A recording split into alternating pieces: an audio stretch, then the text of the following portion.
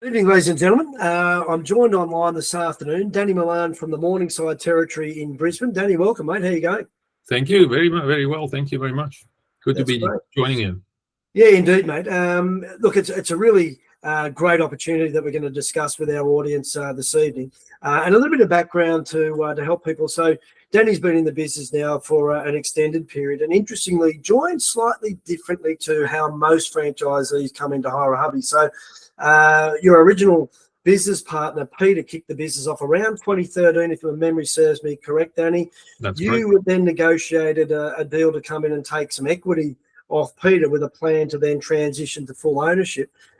Maybe just give the audience a little bit of a background around what sort of leg up that start that Peter had created for you and how that transition's worked to get us to where we are today. Yeah, sure. What happened was actually my friend Peter, he actually had to get a double hernia operation and couldn't carry the tool bags and the thing for a little while. So I came in to initially give him a hand, and I loved so much what I was doing that I stayed on, and it just snowballed from there. And he got to a point where he wanted to retire and wanted to sell the business. And so initially I acquired a 50% share in the business, and we continued on together for a little while longer until I bought out the rest and he retired as well. So that really was an easy transition. I know exactly what the business was doing, and also he was good enough to finance my part of the business. So I paid him off over 5 years, and eventually, paid him off and carried on.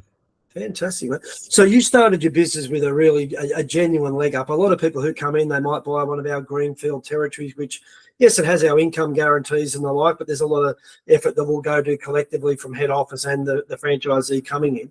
Yep. With the offer that we've got to sell Morningside right now, we've got all of what I offer in a greenfield, including the income guarantee, plus all of that trade that goes from Peter's commencement in 2013 through your transition into what is now one of the most profitable businesses in all of Queensland when we look at all of our metrics reports that have just come out for the recent period. So what we're offering a potential buyer for Morningside right now is all of that legacy.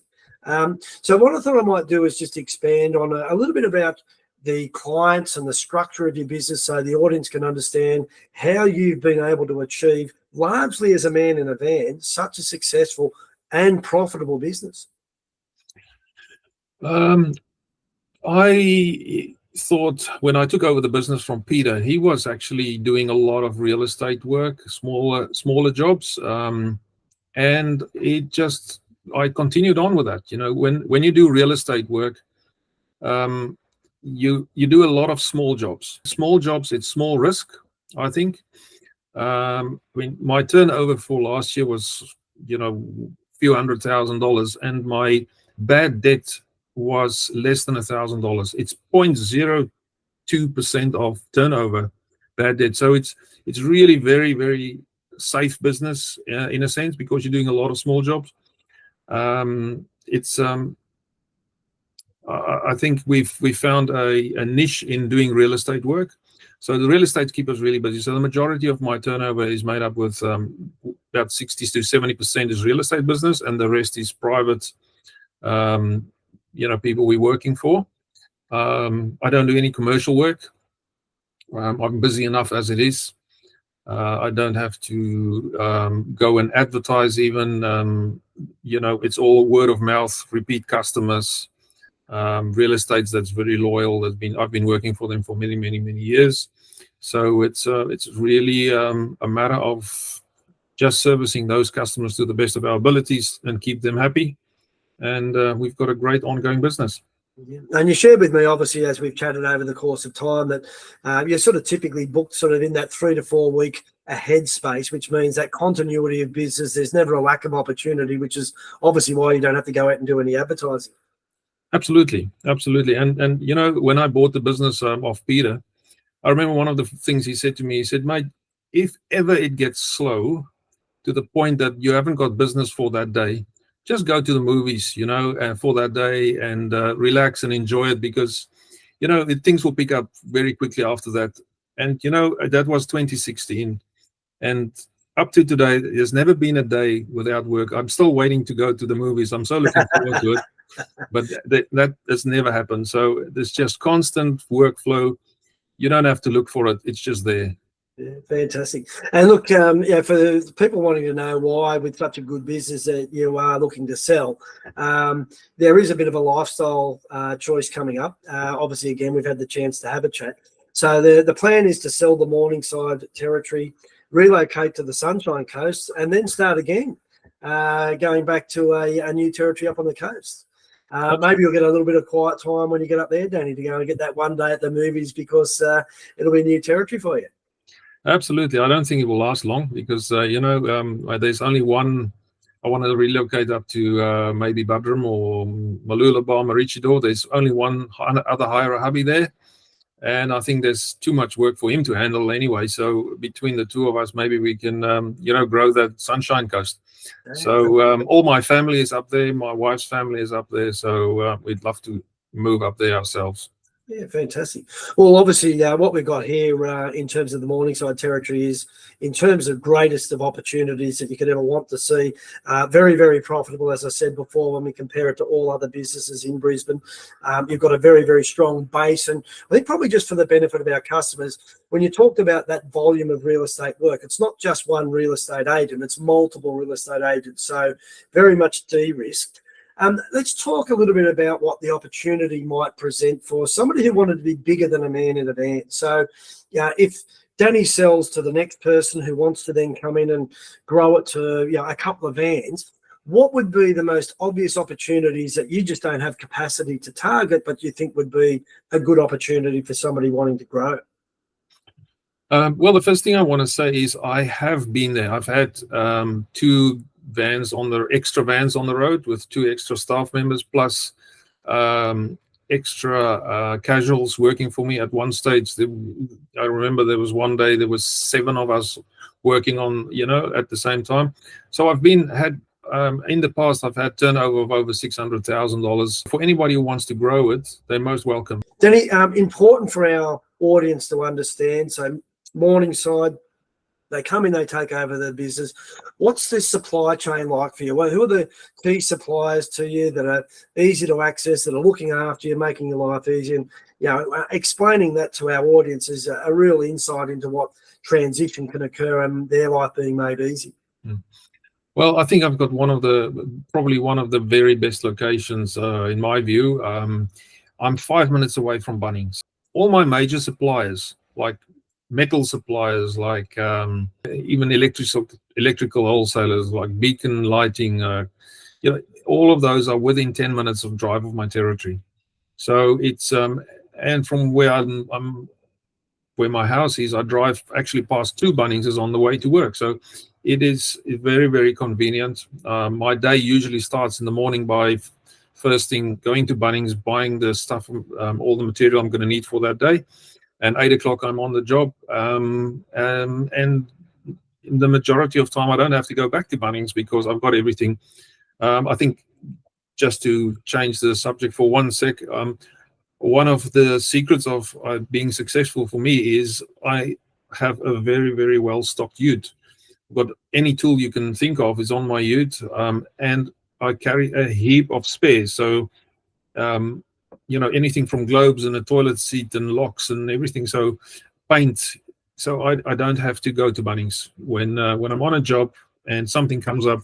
I've got the door stopper or the whatever, just put it on and move on, because all that time you can't charge a customer, over $100 an hour to go to Bunnings quickly. They wouldn't be happy with that, but you can charge a premium for your time while you're on the job, and you save them actually money because you didn't have to go to Bunnings. So it's been really successful.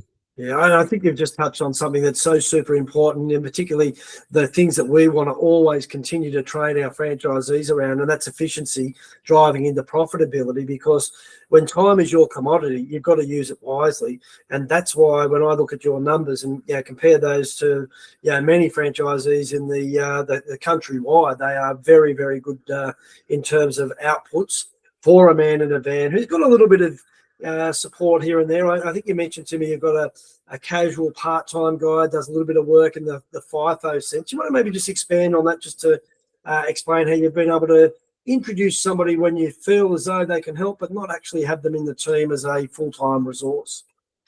Yeah, I've recently started using a guy who's actually a friend of mine. He works on the mines as a surveyor, so he flies into up north in one of the mines in Cloncurry. But he when he's on his off period at home, he sits around doing nothing. So he comes and helps me about 3 days a fortnight. And I would now leave my bigger jobs where I would need an extra hand to when he's around. So we pack in all the jobs in those 3 days that may be a little bit harder on the body, harder to do, or you just need an extra hand. And then we get into those jobs when he's around, and it gives me a bit of somebody to chat to while you're working, and it's a nice change as well. But so that's basically the help I have. But the other thing that's important is you've got to have a really good subby network. With our Hire A Hubby franchisees, we come together once a month and for a breakfast in somebody's territory, and we exchange ideas and we help each other, and all of us have really good suppliers that we use, or subcontracts that we use. Anybody from somebody like a floor sander or a gutter cleaner or a pressure cleaner. If you don't have time to do the gutter cleaning yourself, or it's too high, or you don't want to do it, you get somebody. And if you don't have one, you just phone one of your other Hire A Hubby mates, and if you don't have a contact, he'll have one. So there's a really good network that helps us to anything you need to find, anybody that you need to find, it's all there. It's really good. That's a good point you make there, Danny. And I was sort of looking at my own backdrop picture, and you talk about the layers of support at Hire A Hubby. That's one of our conferences in the photo behind my image here. And anyone who's part of Hire A Hubby can join our national Tech Talk page, which is a closed group on Facebook. But at that local level that you've talked about there, where the real camaraderie gets built, we call those cell groups for our audience, and that's basically like a cluster geographically. And as Danny said, the guys catch up once a month. We turn it into a combination of a marketing event where we line all the vehicles up. So we might be in Morningside this month, find a popular cafe on one of the main streets, and all of a sudden you've got 8 or 10 hubby vehicles there. That creates a real brand awareness. Enjoy a bit of breakfast together and a coffee and a chat. But that's where, like you say, the exchange of ideas around where to source, how to price, have you got a contact to, that's where all of that real strength in numbers comes in. So you can be a man in a van all day, every day out there with your Hire A Hubby shirt on, but you do belong to that something a whole lot bigger. Your cell groups, you said it's meeting monthly, rotating around, a good positive group of guys from the ones that I know there. Absolutely, yeah. They're worth their weight in gold. If you've got a question, you just have to ask, and everybody's quick to answer. Fantastic. Well, Danny, I think you've done a great job of sharing with our audience what the opportunity is. And as I say, I had the benefit of looking at your financials to see just how profitable Morningside is. Ladies and gentlemen, obviously, we're acting as Danny's broker in the sale of the Morningside territory. So you'll see some links at the bottom of the video here. So please feel free to reach out. We'll be able to provide you with all sorts of information, firstly about Hire A Hubby, more particularly about the Morningside territory. And at the right time, we'll be able to share the financials as well, so you can make an assessment. Danny did allude to me in our conversation that he had the benefit of some assistance with finance when he came in. So there are some opportunities not dissimilar that we'll be able to discuss with anybody who is interested in that Morningside territory. Danny, great job in running a great business. Thanks for being a great ambassador and for sharing a good story. And I'm sure all of our audience have enjoyed listening to how you built such a successful territory, mate. So well done. Thank you very much.